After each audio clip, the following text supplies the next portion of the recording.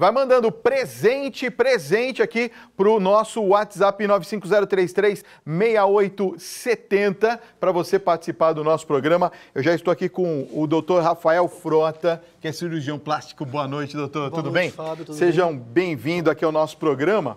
Olha, deixa eu aproveitar também e falar para vocês das minhas redes sociais, viu? Depois do programa eu vou fazer uma exclusiva com vocês. Pode ser? Certo. Ó, segue aí, @FabinhoTV no Instagram, coloca aí, @FabinhoTV, ou então no Facebook, Fábio Parpinelli TV. Eu, se fosse você, entraria no Instagram, que eu vou fazer um live com vocês. Fechou? Depois do programa, tá? @FabinhoTV, segue aí. Doutor, olha, cirurgia plástica na terceira idade, é possível? Com certeza, viu, Fábio? Excelente pergunta, excelente tema para abordarmos, tá? A expectativa de vida só está aumentando, né? Verdade. Se a gente reparar, em 1940, a expectativa de vida no Brasil, por exemplo, era de 45 anos. Hoje, estamos em 76. Então, assim, demos um salto tremendo de 45, 50 anos em expectativa de vida. E terceira idade, por si só, é acima de 60 anos. Hoje, um paciente de 60 anos não aparenta mais um paciente de 60 anos quando era 20 anos. Ele está muito mais jovem, muito mais produtivo. Então, sim, na verdade, o que se tem é para melhorar mesmo a autoestima, a qualidade de vida desse paciente, e a cirurgia plástica vem para agregar a isso, né?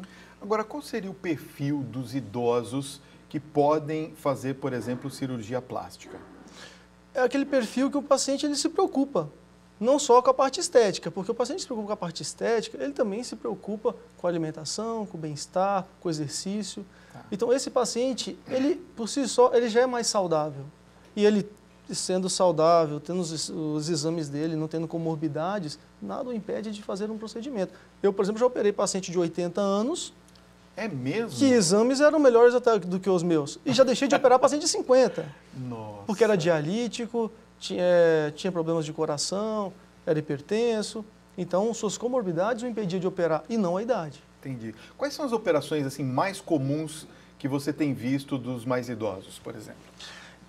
Na verdade, a cirurgia plástica ela vai da pediatria à geriatria. Tá. Então, nós temos meio que as faixas etárias de procura de procedimentos. Por exemplo, no jovem, temos orelha de abano, rinoplastia, mamoplastia de aumento, que é a prótese de silicone.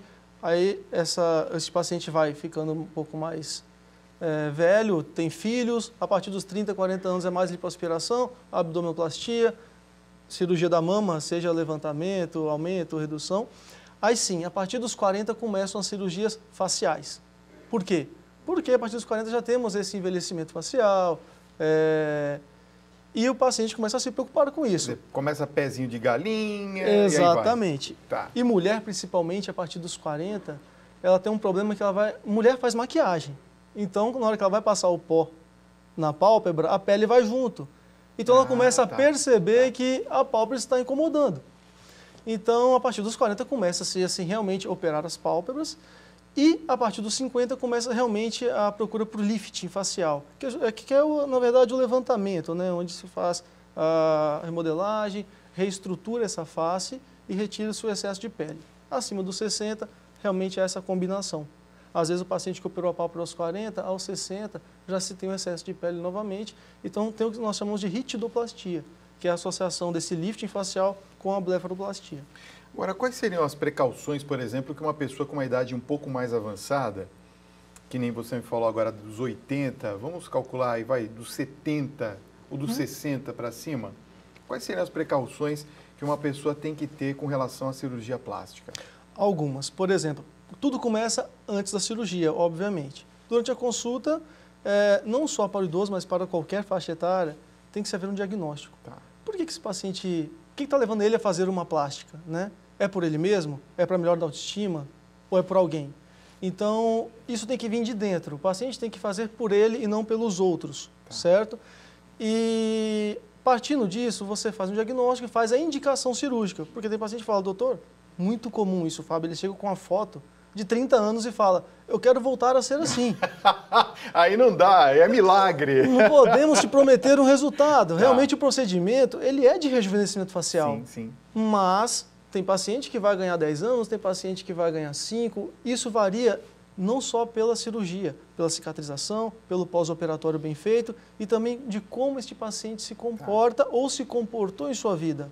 Alimentação adequada, usa cosméticos, usa protetor solar para se proteger do sol, que é a principal causa de fotoenvelhecimento, né?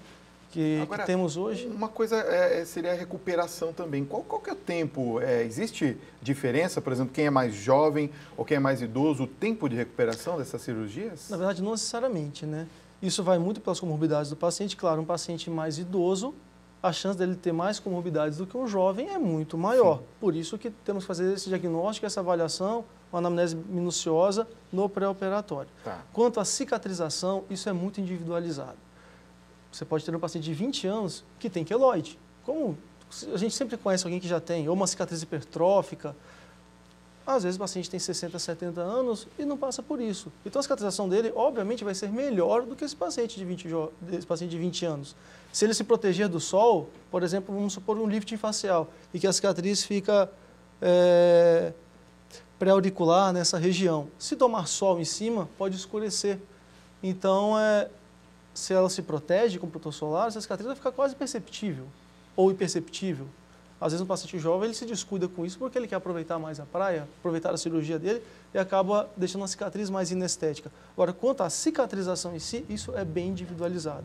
Isso diversifica entre as idades e não só entre os 20 e os 60. Entre os pacientes de 20, um tem um tipo de cicatrização e o outro tem outro. O de 60 acontece a mesma coisa. Há uma procura, sabe aquela parte que fica o tchau.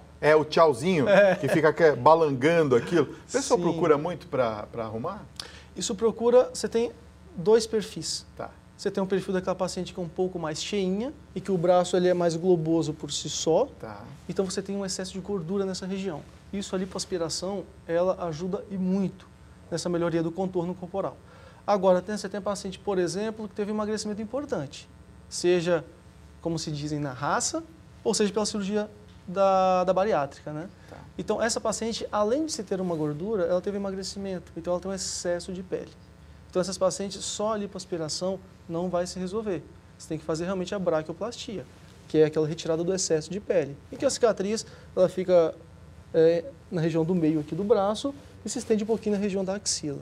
Mas isso varia de paciente para paciente o tamanho da cicatriz com o excesso de pele que essa paciente tem.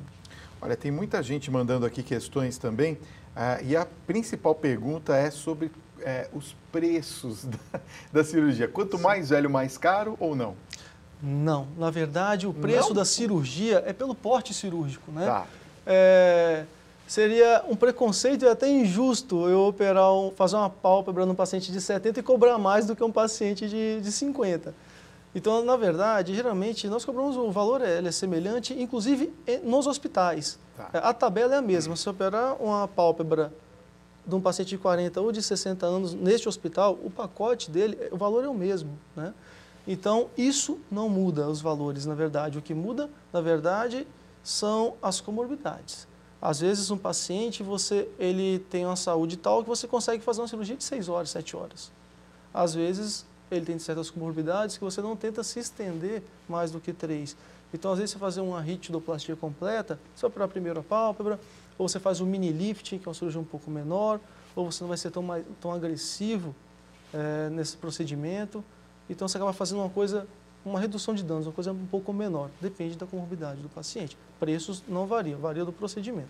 Quer dizer, para a gente fechar essa nossa conversa, então é perfeitamente viável que qualquer pessoa que está nos acompanhando agora, e são muitos na terceira idade ou na melhor idade, podem fazer sim cirurgias plásticas sem nenhum preconceito e sem nenhum medo. Sem nenhum medo, desde que todos os exames sejam checados, os riscos cardiológicos, esteja tudo certinho. Temos exemplo disso na própria televisão, né? Tá. Temos apresentadores, donos de emissora que já se passam. do Silvio Santos. Já se passaram, estão em torno de 86 anos. O Silvio Santos é um caso que fez um lifting facial, uma ritidoplastia, acima dos 80 anos.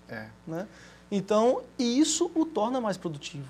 Para você ver como que a cirurgia plástica, ela também mexe e movimenta a autoestima da pessoa. Ela aumenta a produtividade no emprego. Principalmente, se você olhar artistas, eles recorrem bastante à cirurgia plástica por conta do emprego. Agora, e isso deixa eles mais tempo. É um caso do Silvio Santos que quase com os 90 anos ainda é muito produtivo na televisão. Então, ela vem para agregar, na verdade, a cirurgia plástica, né?